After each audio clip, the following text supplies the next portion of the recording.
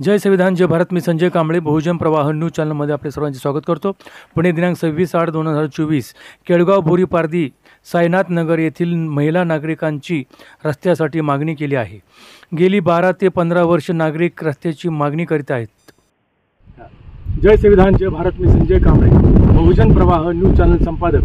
मी आज दौंड तालुक्यामध्ये केळगाव गाव आहे आणि केळगाव गावामध्ये बोरीपारधी म्हणून एक गाव आहे. त्या बोरीपारधीमध्ये साईनाथ नगर अगदी जवळच केळगावच्या शेजारीच आहे, रेल्वे स्टेशनच्या शेजारीच आहे. इथे एक वस्ती आहे, साईनाथ नगर नावाची वस्ती आहे. बोरीपारधी साईनाथ नगर, बोरीपारधीमध्ये साईनाथ नगर म्हणून एक वस्ती आहे. ते ह्यांनी इथं जागा खरेदी केलेली आहे स्वतः, नाही का, आणि इथं बऱ्याच वर्षापासून राहतात. त्यांच्याकडे लाईट बिल, पाणीपट्टी वगैरे सगळं आहे, परंतु त्यांना जाण्या येण्यासाठी रस्ता नाही. खूप त्यांच्या समस्या अडचणी आहेत असं समजल्यामुळे आम्ही या बहुजन प्रवाह चॅनलच्या वतीने आम्ही त्यांच्याकडे आलेलो आहोत. तर स्वतः आपण त्यांची संपर्क साधूया. कोण बोलणार?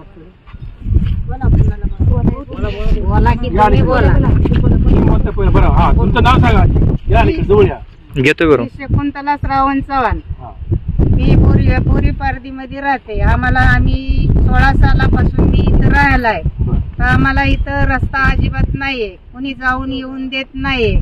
बरं, ही जागा कशी काय तुम्ही कशी घेतलेली काय ते सांगा.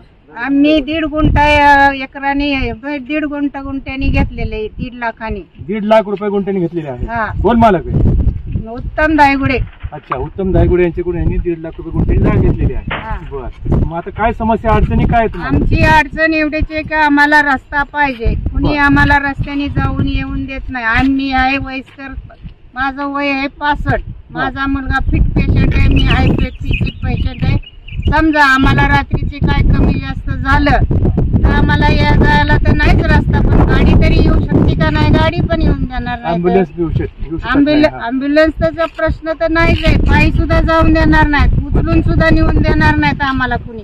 अच्छा, म्हणजे बरेच किती वर्षापासून अडचणी तुमच्या या? 16 सालापासून. हा, मग तुमच्याकडे कोण आमदार खासदार कोण असे नगरसेवक कोण आले का? आमच्याकडे कुणी आमदार कामदार आलेले नाहीत. आणि आमदार कामदाराला गावातल्या पुढाऱ्यांना जरी सांगितलं तरी कुणीही आमच्याकडे लक्ष देत नाही. आता इलेक्शन आले, आता इलेक्शनमुळे इलेक्शन ज्या वेळेला येतं त्यावेळेला फक्त ते काय सांगतात की आम्ही उद्या रस्ता करून देऊ. निवडणूक झाली, निवडून आले लगेच ते काय म्हणतात, संपला विषय. फोन जरी कितीही केलं तरी आम्हाला ओळख दाखवत नाहीत. अच्छा, अशी आजींची मागणी आहे. स्वतः तुम्ही पुढे या, तुमचं काय समस्या सांगा. बरोबर.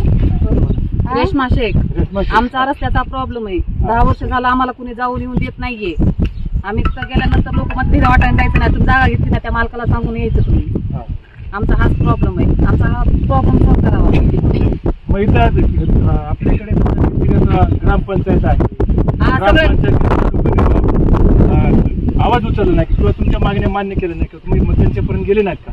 आम्ही त्यांच्यापर्यंत गेलो, पण ती म्हणतो देतो देतो मग रस्ता देत नाही आम्हाला कुणी. काय त्यांच्या नेमकं समस्या काय म्हणणं काय? त्यांचं म्हणणं आहे की तुम्ही मला जागा कशी घेतली, पण आम्हाला जागा रस्ता जाऊन जागा घेतली पण आम्ही त्या रस्त्याने जाऊन देत नाहीये. हा, आमची ही समस्या आहे. फक्त आम्हाला एवढंच आहे की आम्हाला रस्ता कुठं द्यावा, पण आम्हाला रस्ता द्यावा. त्या मालकाने आम्हाला सांगणार रस्ता आहे.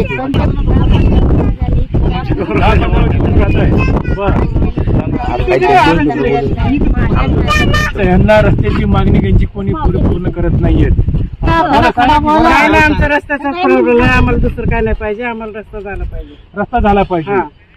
एकच मागणी आहे, सर्व ग्रामस्थांची मागणी आहे. मागणी आहे. माझं नाव संतोष कावराम शेलार. आम्ही 2016 पासून राहतोय. तर आम्ही 2.5 लाख रस्ता नाही. पूर्वी रस्ता काय होता, कॅनल वगैरे? पूर्वी एवढी वस्ती नव्हती, त्यामुळं पाय वाट होती, पाय वाटत होती. पण आता वस्ती वाढत गेली. पण आता ही वस्ती वाढत गेल्यामुळे लोकांनी सगळे चालू केले. आम्हाला लोक अडवतात. तुम्ही ज्याच्याकडून जागा घेतली त्याच्याकडून रस्ता घ्या. आमच्या मालकाची जागा आहे, रस्ता आहे, पण तो अडवलाय. त्यामुळं काय आम्हाला तिथून येऊन जाऊन देत नाही. आमची एवढी समस्या आहे की आम्हाला रस्ता करून देत. मग तुम्ही हे ग्रामसभेला मागणी केली आहे? आमच्या घराची ग्रामपंचायतीमध्ये तहसीलदार, कलेक्टर वगैरे, आमदार खासदार बाई येऊन गेल्या इथं. खासदार बाई येऊन गेल्या इथं. रेल्वे पुलाचं सुप्रताई सोळे काय इथं म्हणाले? येऊन गेल्या तेच म्हणले आम्हाला तुम्ही इथं जागा घेतली कशा बर ही जागा फॉरेस्टची मुलकी फॉरेस्टची जागा आहे, पण तुम्ही घेतली कशी कोणाला विचारून घेतली? बर आता आम्ही गरीब माणसं आहे, हातापोट आहे सगळ्यांचं, बर सगळ्यांनी आपापल्या पद्धतीनुसार जागा घेतली. बरोबर तिकडं जागा महाग आहे, एवढ्या महागाची कोण घेऊ शकत नाही, घर बांधू शकत नाही. आता ही गरीब लोक सगळं, त्यामुळे त्यांनी आपापल्या काही पद्धतीनुसार जागा घेतली. मग आता यातून जो काही प्रॉब्लेम निर्माण झाला तर त्यांनी सोडवावं, एवढीच आमची विनंती. बरोबर. पण या ठिकाणी सर्व राहणारी लोक गरीब आहेत, हातावरचे पोटवाले माणसं आहेत, श्रमिक आहेत, कष्टकरी आहेत. यांच्या यथाशक्ती यांची ऐपत नाही की पुण्यासारख्या शहरामध्ये किंवा मोठ्या शहरामध्ये जाऊन जागा घ्यावी. 50 लाख 40 लाख 30 लाख रुपये गुंठा चाललेली जागा आहे, त्यांची ऐपत नाही. तर त्यांच्या आवकतीप्रमाणे त्यांच्या पद्धतीप्रमाणे त्यांनी इथं जागा घेतलेली आहे. तर त्यांची एकच मागणी आहे की सर्व काही पुढारी आहेत त्या पुढाऱ्यांना त्यांची मागणी आहे की आम्हाला एक रस्ता बनवून द्यावा. इथं समजा कोण आजारी पडलं किंवा कोण मृत्यू झाला, कोण मेलं तर त्याला अक्षरशः नेता येणार नाही, 2 व्हीलर जात नाही, पायी जाण्याची ते प्रॉब्लेम आहे. आणि शेजारी आहे रेल्वे लाईन आहे, तर रेल्वेतून कसं काय जायचं, त्याचा जीवाला धोका आहे. इथल्या लहान मुलापासून, शाळेच्या विद्यार्थ्यापासून ते महिलापासून ते वृद्ध महिलांपर्यंत, पुरुषांपर्यंत सर्वांनाच अडचण आहे. बर जायला रस्ता होता, बर. थोडा होता, तो सुद्धा अडवलाय. बर म्हणजे कॅनलची जागा आहे, पण ती सुद्धा माझी जागा आहे म्हणून तिथं कंपाऊंड कंपाऊंड टाकलेलं. हा असं अतिक्रमण चालू आहे. हा, मग समजा एखादा पेशंट आजारी असेल, कोण मेलं तर माहित नाही ना.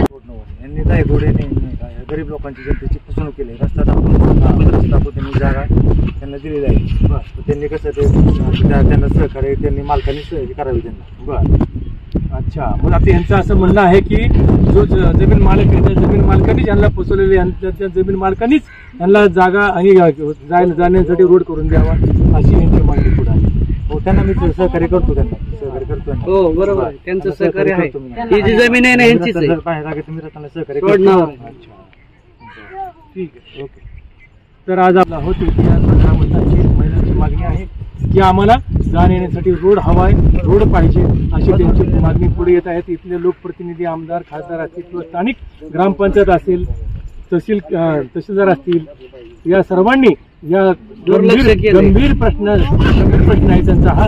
या प्रश्नाची आपण त्वरित या प्रश्नाची आपण दखल घ्यावी व इथल्या ग्रामस्थांना, साईनाथ नगर मध्ये राहणाऱ्या ह्या लोकांना, गरीब लोकांना, लोकांना रस्ता करून द्यावा, न्याय मिळवून द्यावा ही त्यांची मागणी आहे, इथल्या महिलांची मागणी आहे.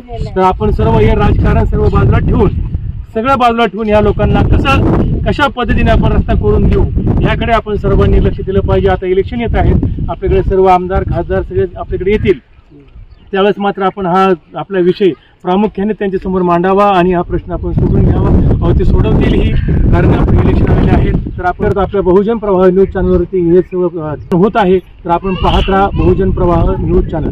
धन्यवाद. सगळं हा परिसर, हा बोरीपारदी येथील परिसर.